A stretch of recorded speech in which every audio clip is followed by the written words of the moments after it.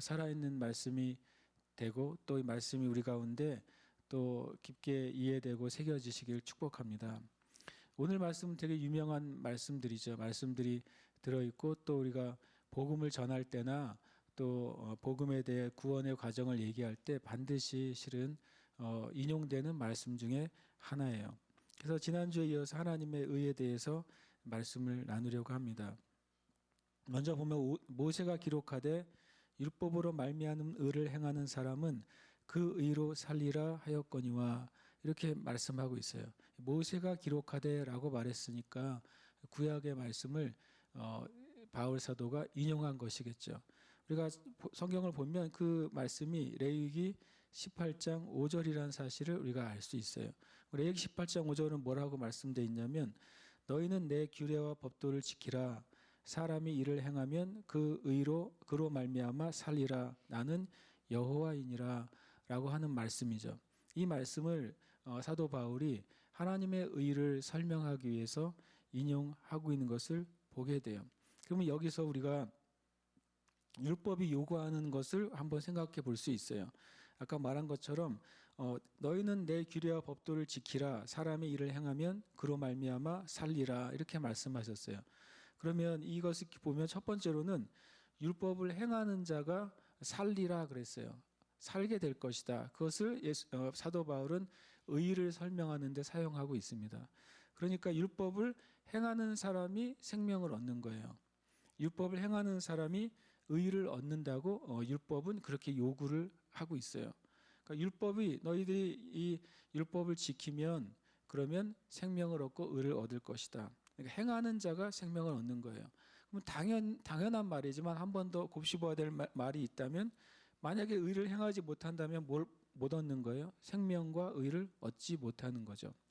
우리가 첫 번째 말은 아주 당연하게 여기는데 그래 율법을 행하는 자가 생명을 얻지 그래 나도 얻었으면 좋겠다 라고 하는 그런 소망의 말을 갖지만 실은 그 말이 가지고 있는 진짜 의미는 만약에 당신이 만약에 우리가 그 율법의 의를 행하지 못하면 그 생명과 그 의를 얻지 못하는 거예요.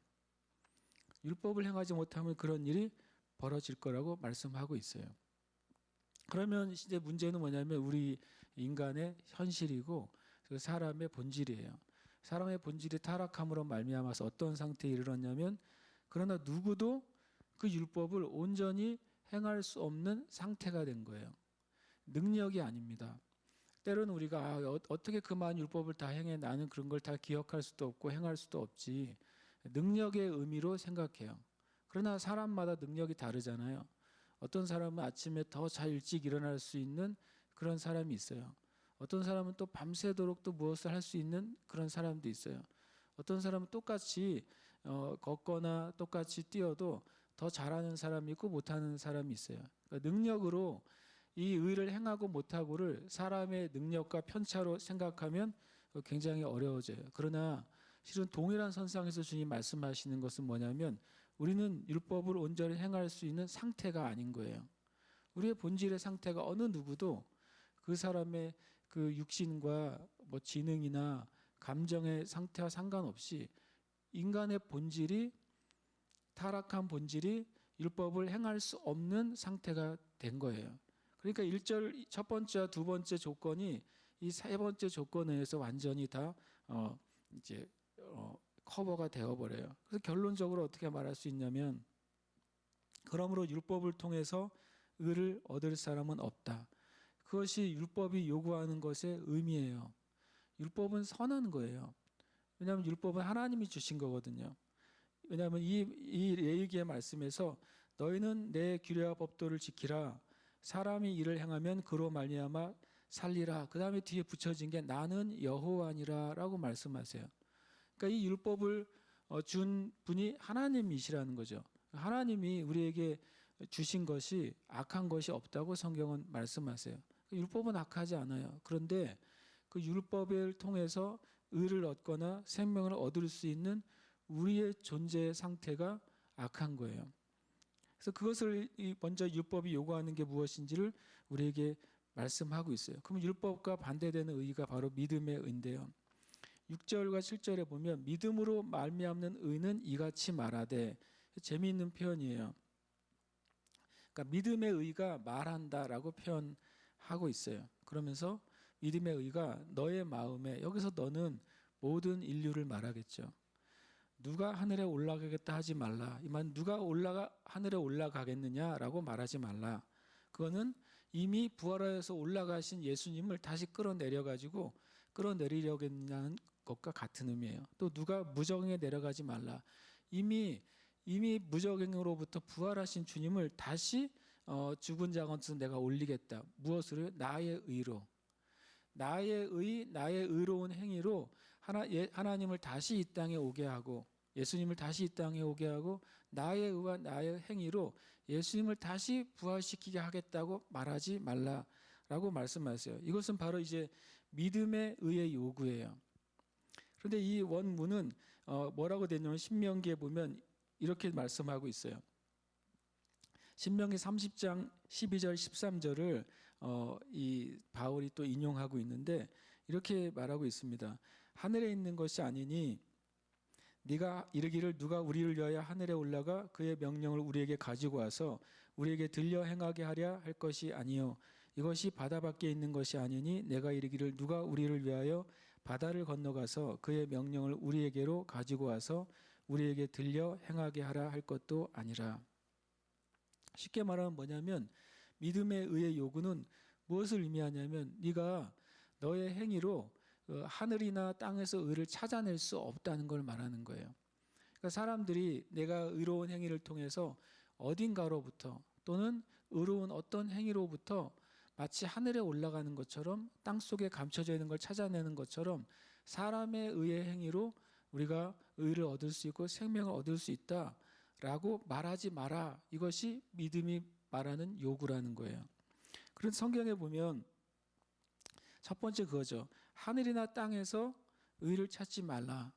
이 말은 뭐냐면 하늘과 땅은 뭘 의미할까요? 온 천지를 의미하겠죠. 온 천지, 이 세상 가운데서 의가 어디 있는가, 의로운 삶이 어디 있는가, 의로운 행위가 어디 있는가를 찾지 말라라고 말씀하세요. 왜냐하면 이사야 64장 6절에 보면 이렇게 말씀하세요. 함께 이 말씀 한번 읽어보겠습니다. 시작. 무릇 우리는 다 부정한 자 같아서 우리의 의는 다 더러운 옷 같으며 우리는 다 잎사귀같이 시들므로 우리의 죄악이 바람같이 우리를 몰아가나이다. 아멘. 주님이 이사야를 통해서 이스라엘의 그 영적인 상태를 말씀하셨는데 그것은 또한 모든 인류의 영적인 상태를 말씀하는 것이죠. 그런데 뭐라고 표현하냐면 우리의 의는 사람들이 생각하는 의 또는 사람들이 서로 의라고 인정해주는 의죠. 우리가 어떤 사람을 보면 저 사람은 참 의인이야. 저 사람은 참 정말 놀라운 일을 행했어라고 말해주는 그 모든 의는 다 더러운 옷과 같다. 이렇게 말씀하신다는 거예요. 그리고 그 더러운 옷은 마치 뭐 같냐면 잎사귀같이 시드는 것이다 라고 말했어요. 왜 이 말씀을 잎사귀같이 시든다는 표현을 했을까요? 우리의 의가 마치 우리의 죄악을 가려주는 것이고 죄악이 보이지 않게 해주는 것이 우리의 의인데 그것이 잎사귀같이 시들어진다. 이것은 무엇을 가지고 얘기하고 있는 걸까요? 그것은 실은 바로 아담과 하와가 범죄한 뒤에 그들이 그 두려움과 수치심에 쌓이게 됐어요. 그래서 두려움과 수치심을 가리기 위해서 뭘 사용하죠? 무화과 나무 잎을 엮어서 그들의 수치를 가리게 됩니다. 임시 방편적인 옷을 만든 것이죠. 그리고 그것으로 부족하니까 바위 뒤에 숨어서 하나님의 얼굴을 피하려고 하는 거예요. 사단이 우리의 삶 가운데 사용하는 두 가지 그 사단의 촉수가 있어요. 그것은 바로 두려움과 수치감이에요. 우리가 죄를 지었을 때 우리의 심령 안에는 두 가지가 들어옵니다. 그래서 두려움과 수치감 때문에 우리는 숨게 되고 수치감 때문에 다른 어떤 것으로 그것을 가리려고 하는 것이죠. 아주 종교적인 삶을 통해 수치감을 가리려고 하기도 하고 다른 나를 꾸미는 어떤 것을 통해서 내 수치감을 가리려고 하는 거예요. 그 모든 것을 성경은 바로 무화과 나무 잎이다라고 말하는 것이죠. 여기서 우리의 의, 우리가 더 선하게 되려고 하고 더 거룩하게 되려고 하고 우리 자신이 구원받으려고 하는 어떤 종류의 선행이나 노력도 마치 무엇과 같냐면 그 무화과 나무로 잎으로 엮은 수치와 두려움을 가리기 위한 너무너무 우스운 옷과 같다는 거예요. 그것은 조금만 시간이 지나면 어떻게 되겠어요? 하루만 지나도 그 무화과 나무 잎이 시들어 버리겠죠. 그러면 다시 어떻게 돼요? 다시 무화과 나무 잎을 다시 엮어서 다시 가려야 될 것입니다. 끊임없이 반복되는 일이에요. 그러나 수치를 영원히 가릴 수는 없는 거예요. 그 일을 하나님께서 어떻게 해결하십니까? 성경에 보면 가죽 옷을 지어서 이들에게 입혀 주십니다. 그 가죽 옷은 무엇을 의미하냐면 바로 누군가가 이 아담과 하와를 위해서 희생된 거예요. 가죽은 동물성이잖아요.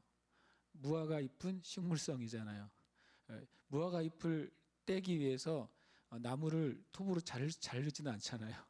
그러나 만약에 이 동물성인 가죽 옷을 지어서 아담과 하와에게 입히려면 어떤 동물이 뭐예요? 희생이 돼야 되는 것이죠. 양이 희생이 돼야 되는 거예요. 소가 희생이 돼야 되는 거예요. 그래서 주님은 이 아담과 하와의 이 더러운 옷과 같은 그 잎사귀를 제거하시고 그들에게 수치를 가릴 수 있도록 하기 위해서 무슨 일을 하셨냐면 누군가의 피가 흘리게 됐다는 것을 보여주고 계세요.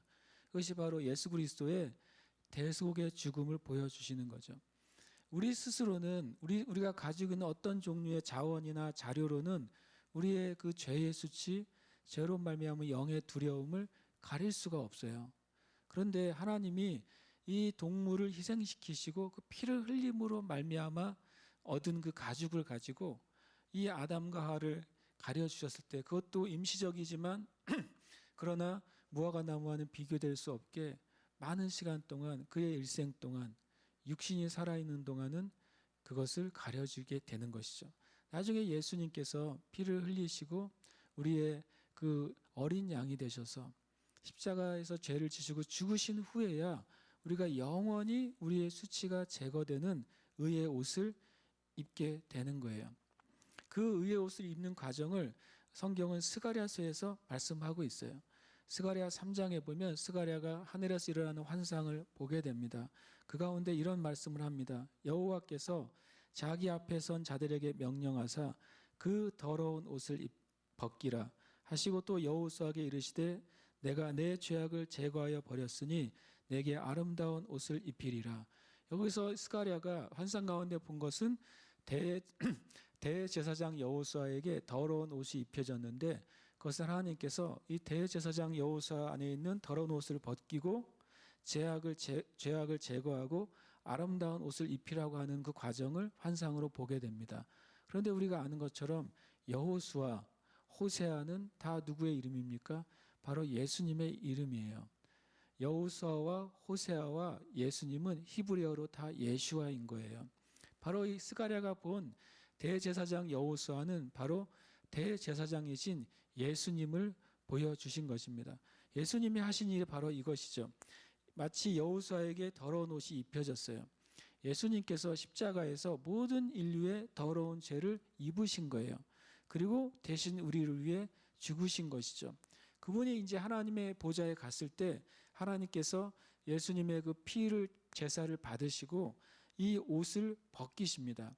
예수님이 다 지시고 계신 인류의 모든 죄악의 옷을 벗기시고 새로운 의의 옷을 입히신 거예요. 그것이 바로 예수님의 십자가를 통해서 하늘에서 이루어진 실제예요.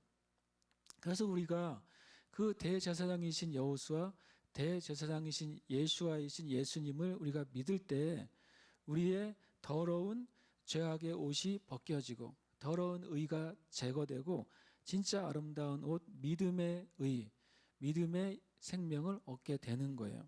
그것이 바로 믿음의 의가 말하는 거예요. 하늘이나 땅에서 너희가 의를 찾지 마라. 왜냐하면 거기에는 무화과 나무 잎과 같이 그냥 잠시 동안만 우리의 마음의 만족, 우리 육신의 만족만을 주는 의밖에 얻을 수가 없고 영원한 의는 거기에 있지 않다라는 말을 하고 있어요. 그러면 하늘이나 땅에서 의를 찾지 말고 어떻게 하라고 말씀하고 있습니까? 오늘 본문에 보면 하나님의 말씀에서 의를 찾아야 된다고 말하고 있어요. 그것이 8절이에요. 그러면 무엇을 말하느냐라고 말하는 거죠. 하늘에 올라갈 수 있어도 의를 찾을 수 없고 땅 아래 내려가도 의를 찾을 수 없다면 이 세상 가운데서 진짜 의를 찾을 수 없으면 그러면 어떻게 해야 되느냐라고 물으면 믿음의 의는 뭐라고 말하냐면 말씀이 내게 가까워 내 입에 있으며 내 마음에 있다 하였으니 곧 우리가 전파하는 믿음의 말씀이라라고 말하는 것이죠. 바로 말씀이 우리가 의를 찾을 수 있는 장소라는 거예요. 하나님의 진리의 말씀이 우리가 이 땅 가운데 찾을 수 없는 그 의와 생명을 말씀을 통해 찾을 수 있다라고 믿음의 의가 우리에게 계속 호소하고 있다는 겁니다. 이것은 실은 이 말씀은 한편으로는 영의 법칙을 또 말씀하고 있어요. 그리고 이 8절의 말씀은 신명기 30장 14절을 인용했는데 신명기 30장 14절에 보면 오직 그 말씀이 내게 매우 가까워서 내 입에 있으며 내 마음에 있은즉 네가 이를 행할 수 있느니라. 그러니까 의를 행하기 위해서 하늘 위에 올라갈지라도 땅 아래 들어갈지라도 그 의를 행하는 법을 찾을 수 없는데 네가 말씀을 너 입에 가까이 하고 그 말씀이 너의 마음 안에 들어가게 되면 그 말씀을 행할 수 있게 될 것이다 라고 말씀하는 것이죠. 그리고 이것은 이제 8절은 중요한 영의 법칙을 하나 우리에게 가르쳐줘요. 성경은 하나님의 말씀이면서 성경은 뭐냐면 하나님의 법이에요. 법이라고 하는 것은 일종의 법칙이잖아요. 그렇게 돼야 되는 것이 법칙이에요. 만약에 어떨 때는 되고 어떨 때가 안 되면 뭐라고 말하죠? 그것을 현상이라고 해요. 그리고 이론이라고 합니다. 아직 법칙에 이르지 않은 것이죠. 어떤 현상들이 반복되는 것을 말해요. 그러나 그것이 매번 그런 것이 증명됐을 때 그것을 뭐라고 그래요? 법칙이라고 하는 것이죠. 어떤 이론이 사람들에게 알려지고 그 이론이 인정될 수는 있어요. 그러나 그것이 실제 실험을 통해서 실제를 통해서 그것이 늘 그러다는 것이 확인이 되면 사람들이 그것을 뭐라고 말해요? 법칙이라고 말하는 것이죠. 만유인력의 법칙이 어떻게 된 것입니까? 높은 곳에서 모든 것이 떨어지는 것이에요. 그래서 그것을 보면 사람들이 왜 떨어지는가? 1m에서도 떨어지고 1000m에서도 떨어지고 계속 어디서든지 떨어지는 거예요. 무거운 것도 떨어지고 가벼운 것도 떨어지고. 그것이 이제 똑같은 동일한 현상인 거죠. 그것을 통해서 뭘 이해하게 됐냐면 이 땅으로부터 모든 것을 끌어당기는 힘이 작용을 하고 있구나라는 사실을 깨닫게 돼요. 그럼 그것이 법칙이 된 거예요.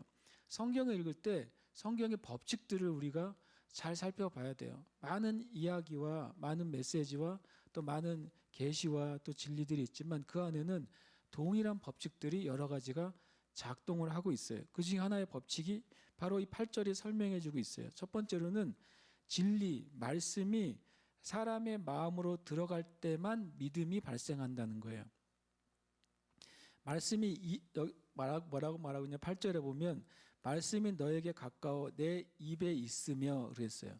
말씀이 내 입에 있을 때는 그것이 믿음의 말씀이 아니에요. 그냥 내 입에 있는 말씀이죠.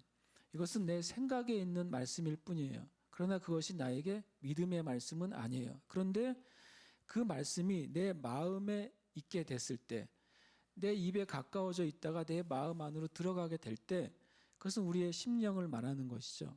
심령에 말씀이 들어가고 심령에서 말씀이 이해가 되고 그것이 믿어지는 거죠. 그것이 맞구나라고 내가 동의하게 되는 거예요. 그것이 바로 믿음의 말씀이 되죠. 여러분과 제가 이 성경의 말씀들을 많이 가지고 있지만 이 말씀이 모두 다 여러분에게 믿음의 말씀이 되지 않습니다. 내가 오늘 읽은 어떤 말씀 가운데 묵상하는 말씀 하나가 내가 입으로 읽거나 마음으로 속으로 읽기 시작하죠. 읽다가 그 말씀의 한 구절이 이게 정말 사실이구나. 정말 이 말씀이 놀랍구나라고 느끼기 시작해요. 그래서 그 말씀이 내 마음에서 동의가 되는 거예요. 이 말씀이 진짜구나라고 동의가 돼요. 그 말씀이 동의가 될 때 또 어떤 일이 벌어지냐면 그동안 내가 이 말씀과 반대로 생각하고 반대로 행동했던 것을 깨닫게 돼요. 그러면 이 말씀이 동의하고 그동안 내가 생각하고 말했던 것이 말씀과 다르다는 것을 깨닫는 순간 어떤 일이 벌어집니까? 내 생각과 행동의 그 자리에 내가 동의한 말씀이 들어오게 되는 거예요. 그리고 기존에 가지고 있던 생각은 내 생각 가운데서 떠나가고 그 하나님의 말씀이 나의 생각이 되는 것이죠. 그전에 행동했던 나의 행동의 기준이 이제는 떠나가고 내가 동의한 말씀이 내 행동의 기준의 자리에 들어오게 돼요. 그때 그것을 믿음이라고 말하는 거예요. 그러니까 이 진리의 말씀이 사람의 마음, 심령으로 들어갈 때에만 그때 믿음이라는 것이 생겨나기 시작해요. 그리고 그 말씀은 마음에 있는 믿음을 이제는 우리가 입으로 고백하기 시작할 때 나의 믿고 있는 말씀이 효력이 발생하는 거예요. 이것은 영의 법칙이에요. 구원에 대해서 말하기 전에 우리 이 영의 법칙을 이해해야 돼요. 여러분과 제가 구원도 당연히 이 영의 법칙 안에서 우리에게 주어져요. 마찬가지로 다른 믿음도 마찬가지입니다. 재정에 대한 믿음 또는 또 우리의 건강에 대한 믿음, 내 인생에 대한 믿음, 또 내가 소원하고 구하는 것에 대한 믿음이 어떤 식으로 내 안에 자리를 잡고 그것이 어떤 식으로 효력이 발생하는가. 그것은 마법이 아니죠. 그것은 하나님의 말씀은 진리고 참이기 때문에 참인 것이 내 마음에 참이 돼야 돼요.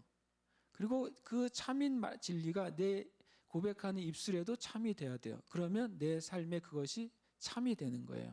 실제가 되고 역사가 일어나는 거예요.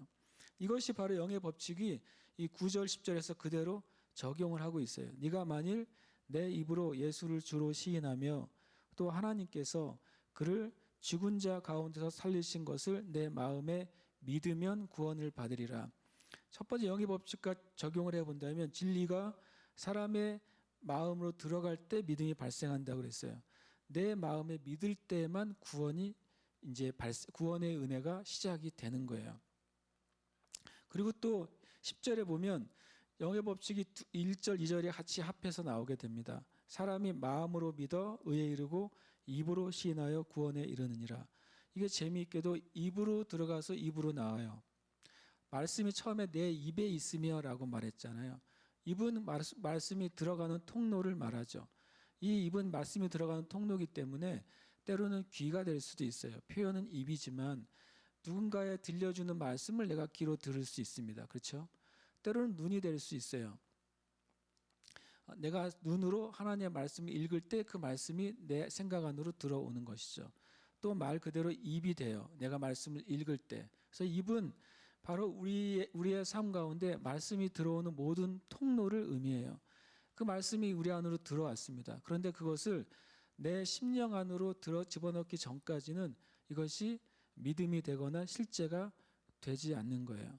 그냥 그것이 마음에 내가 담아두고 동의하기 전까지는 그것은 내 생각 안에 있거나 아니면 많은 생각 중에 하나에 불과하게 되는 것이죠.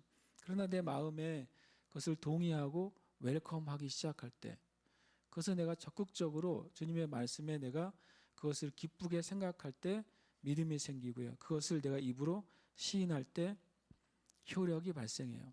다시 말씀드리면 이것은 영적 기도를 의미하는 게 아니에요. 영적 기도도 의미하죠. 그러나 영적 기도만을 의미하는 말씀으로 사용하기에는 너무나도 큰 말씀이에요. 우리가 전도할 때 당신이 이 말씀을 듣고 예수님을 시인하기만 하면 구원받습니다. 이것은 그 말 자체는 옳습니다. 예수님을 진심으로 시인하면 구원을 받죠. 이것을 영적 기도의 모습을 제대로 보여주는 예는 바로 빌립 집사가 사람을 전도할 때, 에티오피아의 내시를 전도할 때 그 사막 가운데서 이사야 53장의 말씀을 가지고 그것으로 시작해서 복음을 전하죠. 복음을 전한 거예요.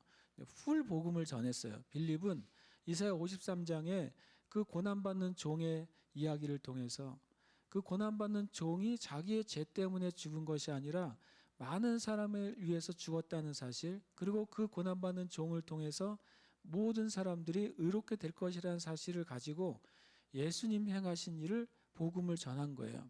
그냥 단순히 예수 믿으면 구원받아요, 이 말 한마디로 끝낸 것이 아니라 예수님께서 행하신 일들에 대해서 빌립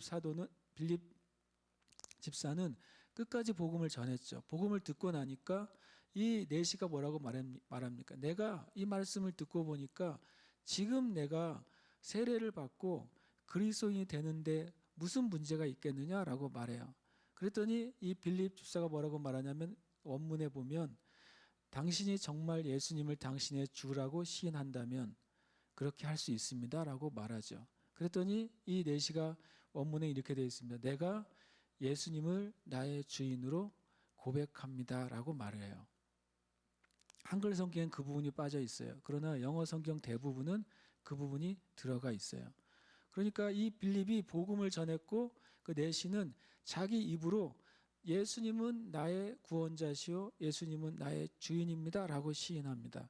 그때 둘이 강가에 내려가서 그 오아시스겠죠. 내려가서 그 세례를 침례를 베풀게 돼요.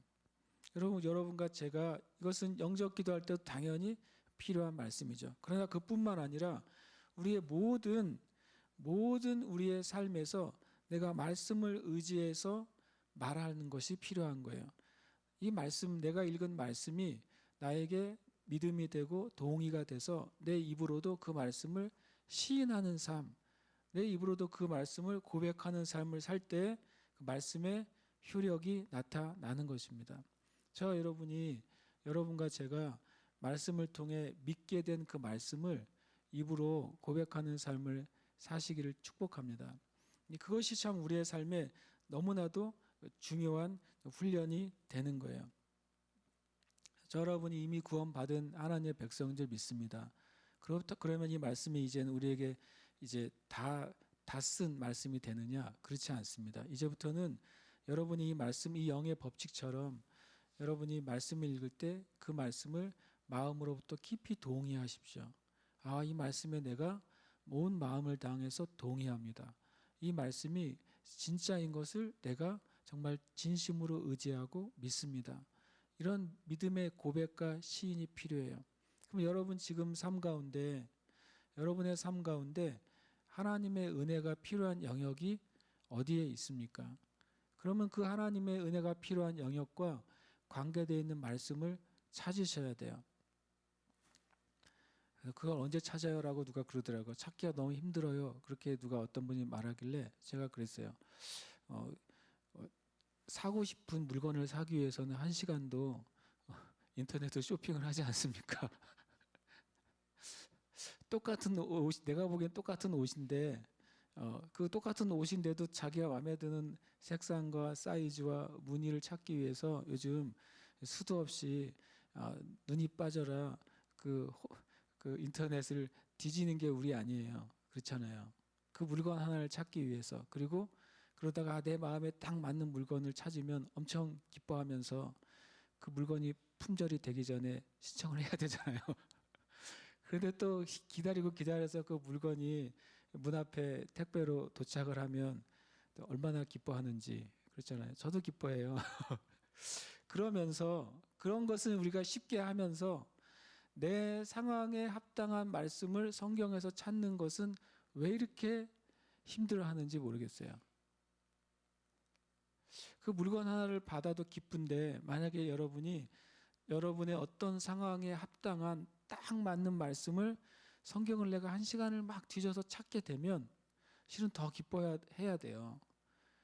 마치 나한테 정말 맞는 내 몸에 맞는 옷을 찾아가지고 주문해서 그것이 와서 입었을 때 엄청 기분이 좋은 것처럼 여러분의 그 상황, 여러분의 그 문제들, 여러분이 구하는 그 간구에 합당한 말씀을 찾기 전에는 어떻게 보면 역사가 일어나는 기도를 하기가 어려워요.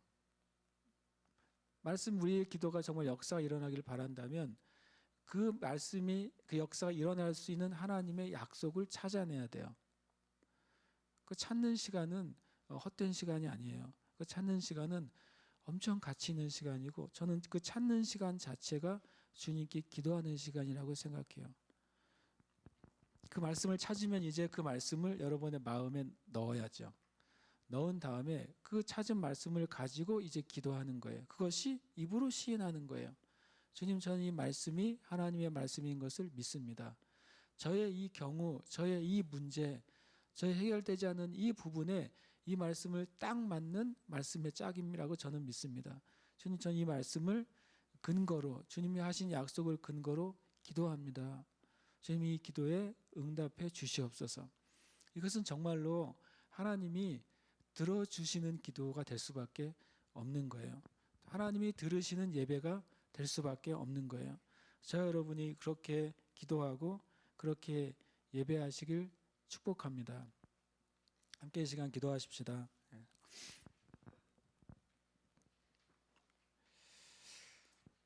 우리가 하나님 앞에 나아간다는 것은 굉장히 즐거운 일이에요.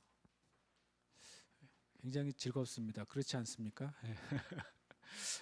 그래서 새벽에 제가 이제 뭐 어쩔 수 없이가 아니라 정말 기쁘게 이 방송을 하게 됐잖아요.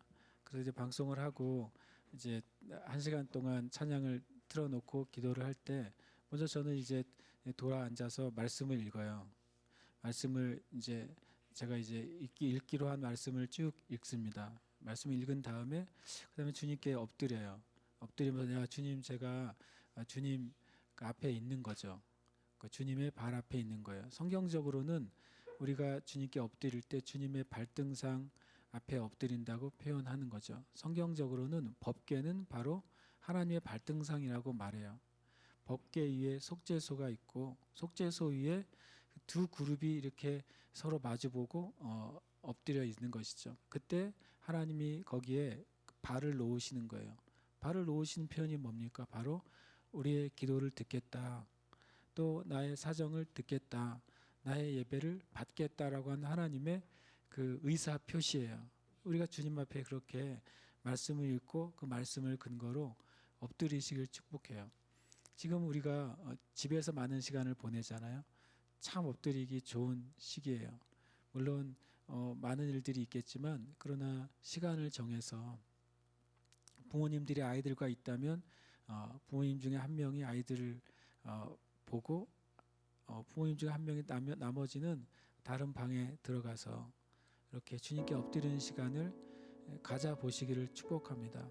또 그렇게 이제 방이 우리는 좁아서 그게 어렵다 그러면 한쪽 부모님이 자녀들을 데리고 살짝 산책을 나갈 수 있잖아요. 그러면 그 시간에 돌아가면서 어머니나 아버지가 주님 앞에 그냥 그 주님의 발등상 앞에 그냥 엎드려 보는 거예요. 주님, 내가 주님 앞에 지금 왔습니다. 이렇게 주님께 한번 말을 해보는 거예요. 주님, 제가 주님 앞에 왔습니다. 이렇게.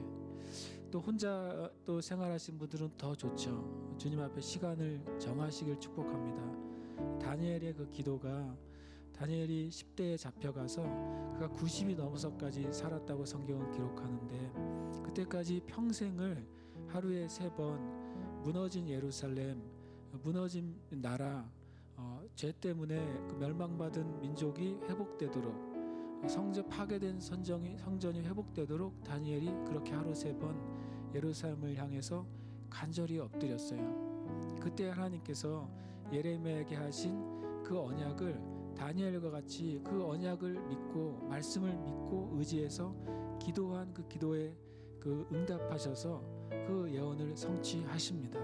그러면 우리가 그렇게 할 만한 일이 아니겠습니까? 저 여러분이 이렇게 주님 그 가정에서 자기 처소에서 주신 그 시간 그것을 헛되게 우리가 보내지 말고 하나님 앞에 잠시라도 엎드리는 시간을 가져보시길 축복합니다. 처음에 한 5분만 엎드릴 수도 있겠어요. 주님 앞에 그냥 5분 엎드려 있는 것이죠. 혹 모르겠습니다. 5분 엎드려 있다가 우리가 잠이 들 수도 있어요. 뭐 그럴 수도 있겠죠. 근데 전 이런 생각합니다. 5분, 10분 엎드려 있다가 우리가 피곤해서 잘 수도 있고 졸 수도 있는데 저는 그 엎드려 있는 동안에 자고 조는 시간에도 주님이 역사하실 것을 믿습니다. 그 엎드려 있는 동안에 자고 조는 동안에도 주님이 꿈과 환상을 열어주시지 않겠습니까? 여러분과 제가 주님 앞에 그렇게 나아가는 시간이 되기를 바랍니다. 이 시간 주님 앞에 기도하십시다. 우리가 이 시간 주님 앞에 엎드리며 나아가십시다. 그리고 우리 마음으로 엎드리며 또 각 처소에 있는 형제 자매님들은 주님 앞에 엎드릴 수 있으면 주님 앞에 엎드려서 잠잠히 주님의 은혜를 좀 구하십시다. 우리 예배팀에서 찬양해 주실 때 우리가 좀 주님 앞에 주님의 은혜를 구하는 시간을 잠시 갖기를 원합니다. 기도하겠습니다. 할렐루야. 주님 찬양합니다.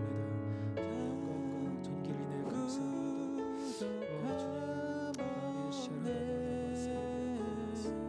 하나님의 살아계심을 믿습니다. 하나님 우리와 함께 하심을 믿습니다. 주님의 사랑이 변치 않으심을 믿습니다. 주님 우리와 동행하심을 믿습니다. 주님 이 땅의 성도들의 기도를 들으심을 믿습니다.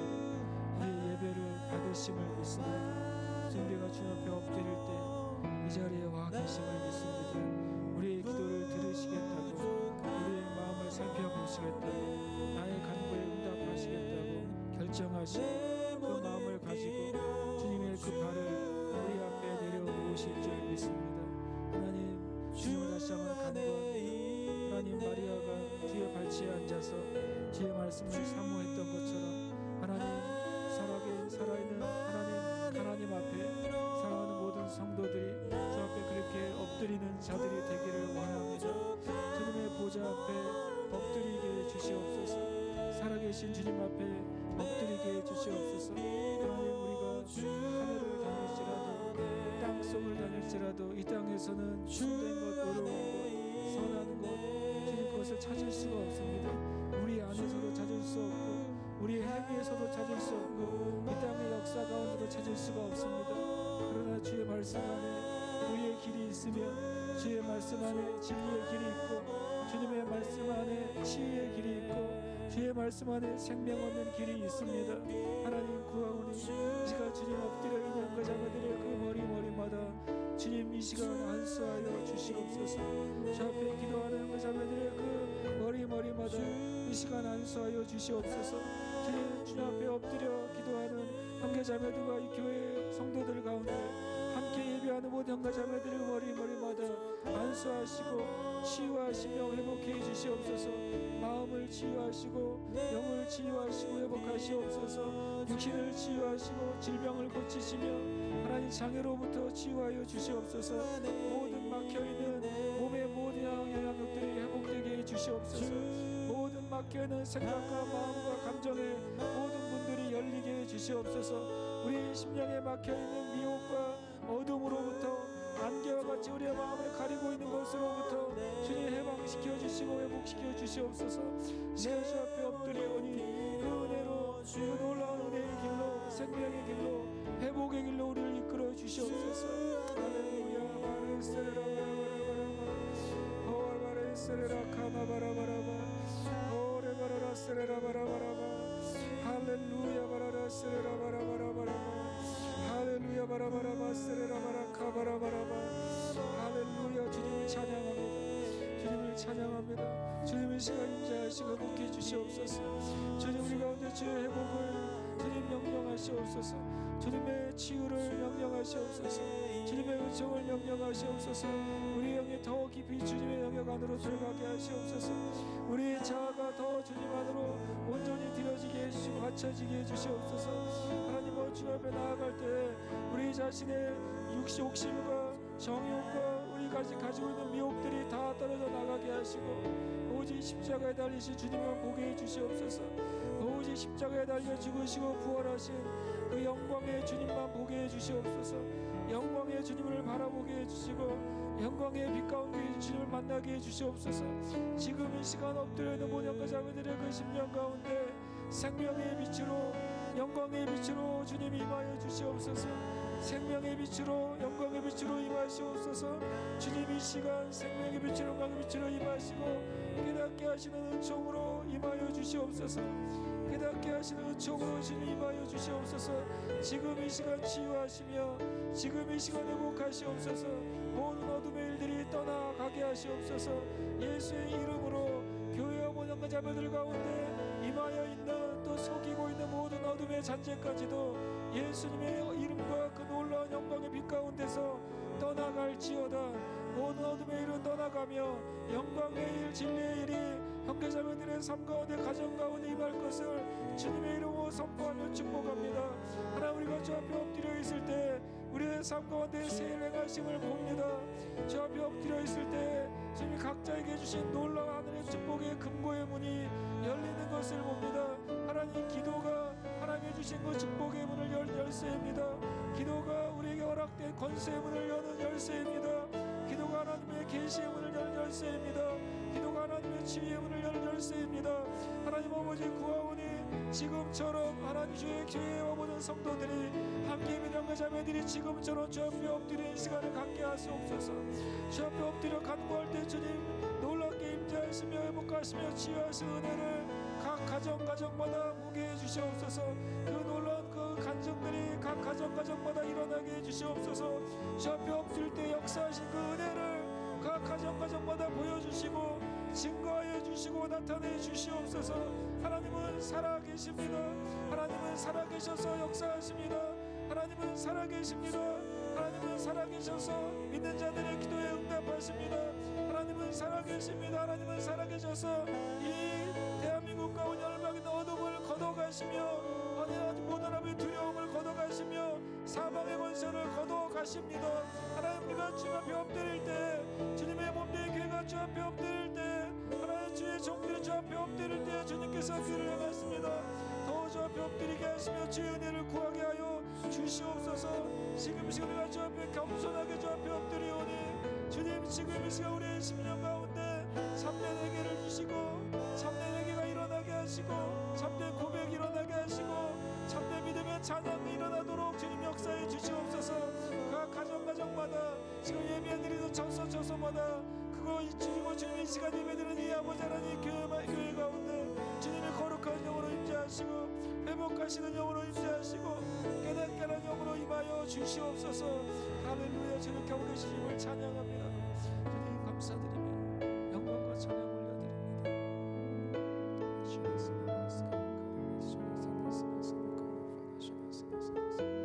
하나님은 은혜롭고 자비로우셔서 모든 사람에게 합당한 은총과 자비와 축복을 준비하셨습니다. 주님, 마치 주님이 각자의 집안에 주님 보물이 들어있는 금고와도 같은 것을 하나님께서는 우리 각자에게 허락해 주셨습니다. 주님, 그 보물이 있는 금고의 문을 여는 열쇠는 우리가 주님 앞에 겸손하게 그리고 진리 안에서 엎드리는 것입니다. 하나님, 간절히 구하오니 주님이 어둠과 죽음과 또 재앙이 있는 이때에 우리가 주님 더 깨어서 게으르지 않게 하시고 주님 앞에 엎드리게 해주시옵소서. 각자의 처소 가운데 엎드리게 하시고 그 직장 가운데서 엎드리게 하시고 우리가 어디서 행하든지 그 자리에서 우리 마음의 무릎을 꿇고 주님 앞에 엎드리는 그 시간들을 갖게 해주시옵소서. 가장 바쁠 때 주님 앞에 엎드리는 시간을 갖게 하시고 가장 외로울 때 주님 앞에 엎드리는 시간을 갖게 하시옵소서. 가장 두려울 때 또 혼란스러울 때 좌절하고 실패하는 일들이 우리 앞에 놓여 있을 때 하나님 아버지 앞에 전능하신 하나님 앞에 우리를 지극히 사랑하시는 그 아버지 하나님 앞에 엎드리는 시간을 갖게 해주시옵소서. 그럴 때 주님, 우리가 승리의 소문들, 승리의 증거들, 승리의 간증들을 우리가 나누게 될 것입니다.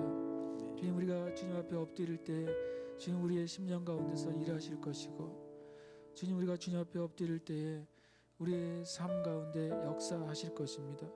주님이 하나님의 지혜를 우리에게 부어주실 것이며 어떻게 행하여야 할지 깨닫게 하실 것입니다. 그 은총과 은혜가 주님 이 예루살렘 교회와 모든 성도들 가운데 또 함께 예배하는 모든 형제들 자매들 가운데 임할 것입니다. 하나님, 그 엎드림을 연습하는 시간으로 주님 이 시간들을 보내게 하시고 그것이 우리의 평생의 우리의 삶의 일부가 되게 하여 주시옵소서. 우리 가운데 함께 하신 주님의 이름을 찬양합니다. 하나님, 시간 또 우리가 주님께 예물을 드리기를 원합니다. 각처에서 주님 앞에 예물을 드릴 때에 이 드리는 손길 위에 복에 복을 더하시옵소서. 하나님, 재정적으로 주님 어려움과 또 주님 부족한 가운데 있는 자들 가운데 주님 갑절의 은총을 더 부어주시고 또 주님 마귀에게 주님 빼앗긴 삶과 재정이 회복되는 은혜를 허락하여 주시옵소서. 각 가정마다 주님 하나님 필요한 것들이 풍성하게 채워지게 하시고 또 직장과 사업 가운데 하나님의 은총이 오히려 이 기근의 때에 갑절이 되게 해 주시옵소서. 이삭이 주님 그 기근의 때에 기근의 자리를 떠나지 아니하고 주의 말씀에 순종하였을 때 100배의 주수를 얻는 놀라운 역사를 맛보았습니다. 하나님 사랑하는 교회와 형제 자매들의 삶 가운데 이 기근의 때에 오히려 주께서 부어주시는 그 은혜를 경험하게 하여 주시옵소서. 감사드리며 살아계신 예수님의 이름으로 기도합니다. 아멘. 함께 우리 찬송하시면서 주님께 준비하신 예물 봉헌하겠습니다.